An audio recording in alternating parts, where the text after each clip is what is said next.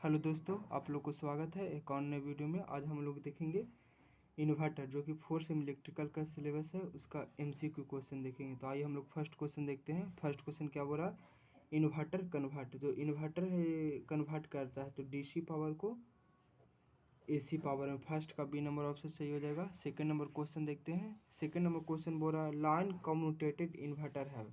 Line कम्यूटेटेड inverter में both supply load side होता है, एसी सप्लाई होता है, बोथ सप्लाई लोड की तरफ भी और सोर्स की तरफ भी। थर्ड नंबर क्वेश्चन देखते हैं।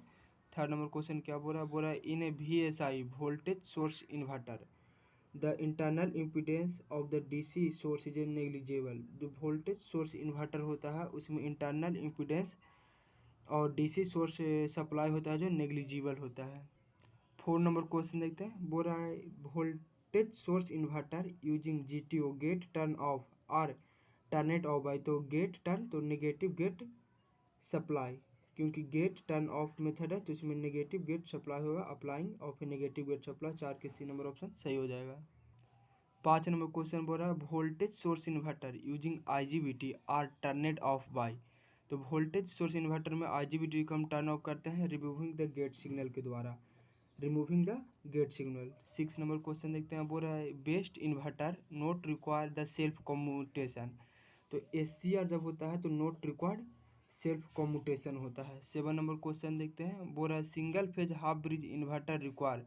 Single phase half bridge inverter में रिक्वायर होता है तो 3 wire DC supply.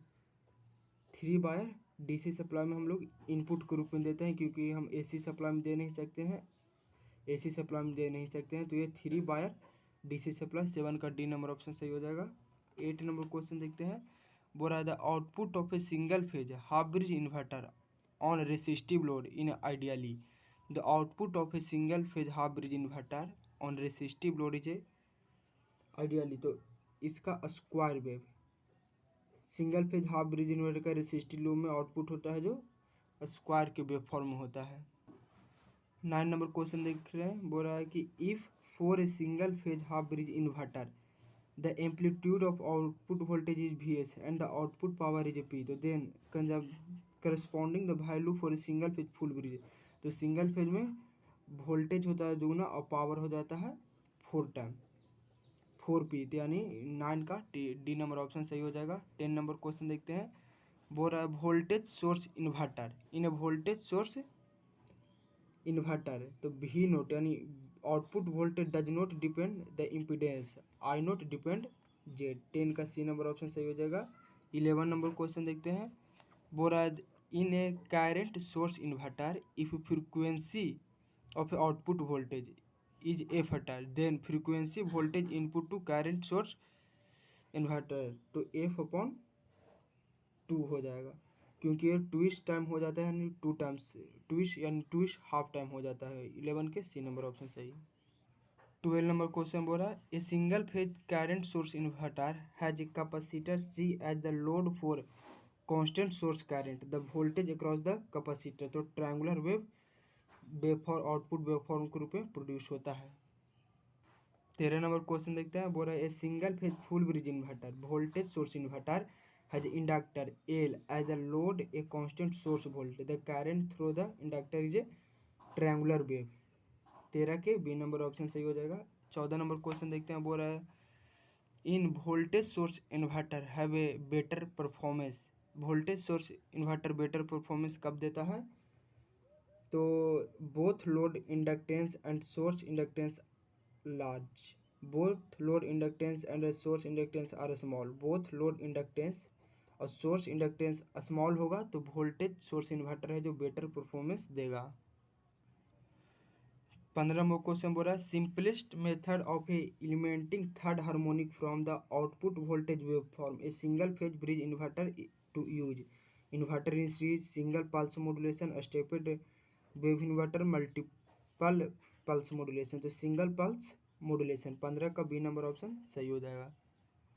16 number question बोल रहा है a PWM switching scheme is use to single phase inverter to reduce the total harmonic disturbance, minimize the load on the DC side, increase the life of the battery reduce the low order harmonic, reduce the low order harmonic and increase, जब लो order harmonic reduce होगा तो increase हो जाएगा high order harmonics. 16 के D number option सही हो जाएगा। 17 number question देखते हैं। बोला ए time margin of A series inverter ensure, time margin of A series inverter ensure, तो ये सेफ्टी ऑफ द डिवाइस के लिए लगाया जाता है। 18 नंबर क्वेश्चन देखते हैं। बोल रहे in a single phase bridge inverter the maximum value of a fundamental components of load current is I for a load which is highly inductive, for load which is highly inductive in nature the maximum value nth harmonic components of the load current will the highly inductive होगा तो 1/i/1 के power n square हो जाएगा। अगर highly inductive होगा तो i/n square हो जाएगा। अगर यहाँ पे हाईली रेसिस्टिव रहेगा, ऊपर वाला सारा बात सेम रहेगा तो i/n हो जाएगा। और हाईली कैपेसिटिव रहेगा तो सिर्फ i हो जाएगा। अगर यहाँ पे हाईली कैपेसिटिव रहेगा तो i हो जाएगा, हाईली रेसिस्टिव होगा तो i/n हो जाएगा, हाईली इंडक्टिव रहेगा तो सी नंबर वो i/n स्क्वायर हो जाएगा।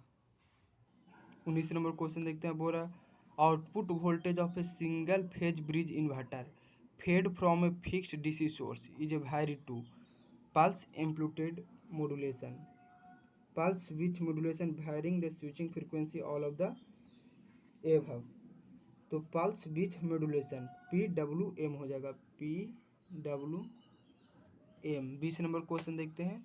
20 नंबर क्वेश्चन बोल रहा है a single phase full bridge inverter can operate in load commutation mode in case of the load capacity, single phase full bridge inverter जो ऑपरेट होता है RLC अंडर डैम्प्ड लोड पे, RLC under damped load पे। 20 का B number option सही हो जाएगा।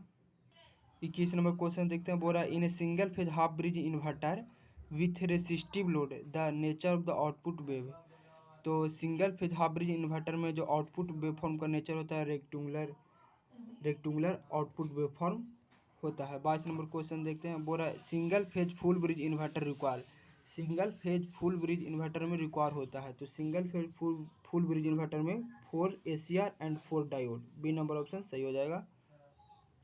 23 number question देखते हैं। बोल रहा है single phase half bridge inverter require, single phase half bridge inverter में 2 ACR एंड 2 डायोड, और सिंगल फेज फुल ब्रिज में 4 ACR and 4 diode. 24 number question देखते हैं। Current source inverter are suitable for supply power, current source inverter होता है जो किस power के लिए सुटेबल होता है, तो 24 का सी नंबर ऑप्शन सही हो जाएगा, कैपेसिटिव लोड के लिए। 25 नंबर क्वेश्चन देखते हैं। तो बोल रहा है the main application of a multi level inverter is in, multi level inverter का मेन एप्लीकेशन क्या है, तो रिएक्टिव पावर कंपनसेटेशन करने के लिए, रिएक्टिव पावर कंपनसेटेशन करने के लिए। 26 नंबर क्वेश्चन देखते हैं। बोल रहा है the maximum output voltage of a single phase half bridge inverter compare to the single phase bridge inverter, तो हाफ टाइम हो जाता है।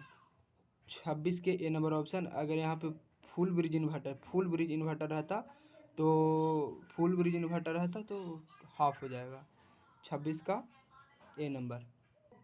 27 नंबर क्वेश्चन देखते हैं। बोला a voltage source inverter is used when source and load inductance are respectively, source and load inductance, तो source small and load inductance large होना चाहिए। 27 का ए नंबर, सोर्स है जो स्मॉल और लोड इंडक्टेंस है जो लार्ज होना चाहिए।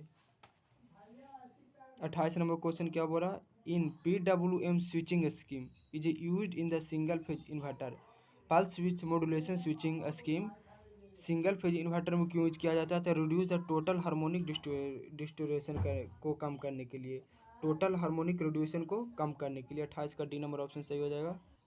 29 नंबर क्वेश्चन देखते बोल रहा है which of the following does not measure the quality of inverter output, quality of inverter input को नहीं मेजर कर सकता है, तो पावर फैक्टर हार्मोनिक फैक्टर भी क्वालिटी ऑफ इन्वर्टर पर निर्भर करता है, डिस्टोरेशन भी और टोटल हार्मोनिक डिस्टोरेशन भी, तो बी नंबर ऑप्शन सही हो जाएगा। 30 नंबर क्वेश्चन देखते हैं। बोल रहा है इन 3 phase inverter with 180 degree conduction mode the number of A switches that is on the any of A instant time, तो 3 नंबर ऑफ स्विच का रिक्वायर होता है।